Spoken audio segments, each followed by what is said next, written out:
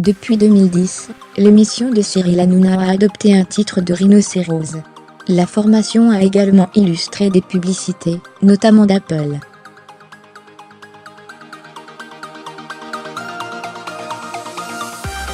Depuis 8 ans, le générique de Touche pas à mon poste résonne chez des millions de téléspectateurs, sur France 4, puis sur D8 et C8.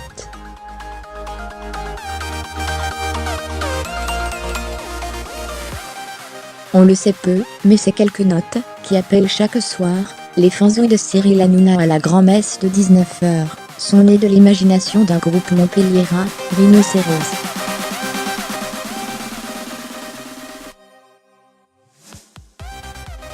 Le duo aux influences électro et rock, composé de Jean-Philippe Freux et Patou Carrier, dont le premier album est sorti, il y a tout juste 20 ans, a inspiré le staff de Baba, en 2010, qui a fait de l'un de leurs morceaux, l'indicatif du programme.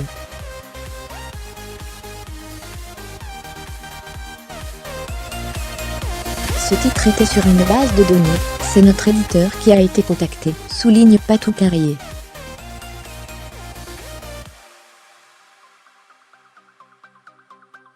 L'émission n'avait pas encore commencé, on n'en connaissait absolument rien.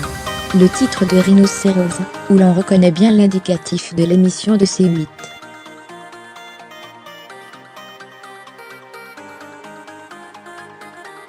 Je n'ai pas la télévision réarrangée au fil des années, leurs accords sont depuis propulsés au sommet de l'audimat.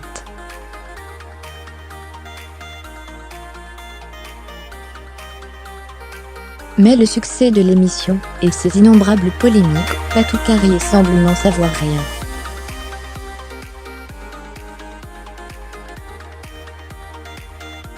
Je n'ai jamais vu l'émission, je n'ai pas la télévision chez moi. Je vis un peu dans un monde parallèle, c'est un choix délibéré, sourit la bassiste.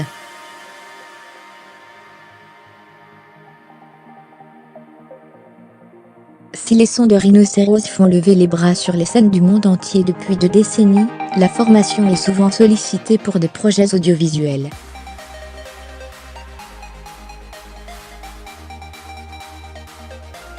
Cela nous arrive régulièrement, reprend Patou Carrier. Notre musique est sans doute adaptée à ce que l'on mette des images dessus.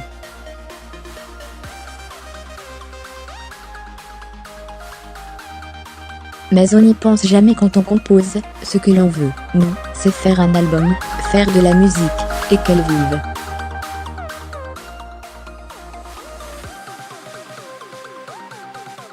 Fermez les guillemets, le SPO pour Apple, c'était quelque chose d'énorme. Le groupe, qui tourne depuis des années, avec le même collectif de musiciens, a illustré des publicités pour McDonald's, MC Mobile, la marque de lingerie Victoria's Secret, des épisodes des Experts, des films américains.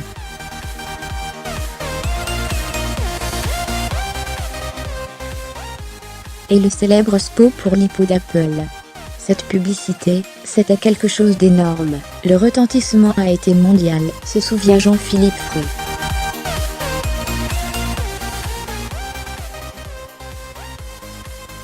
Derrière, ça a généré des tas de demandes, on est devenu bancable.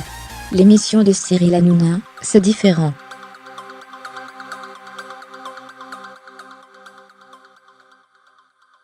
Certains me le rappellent sans cesse, s'en réjouissent, tandis que dans d'autres milieux, ça passe moins bien.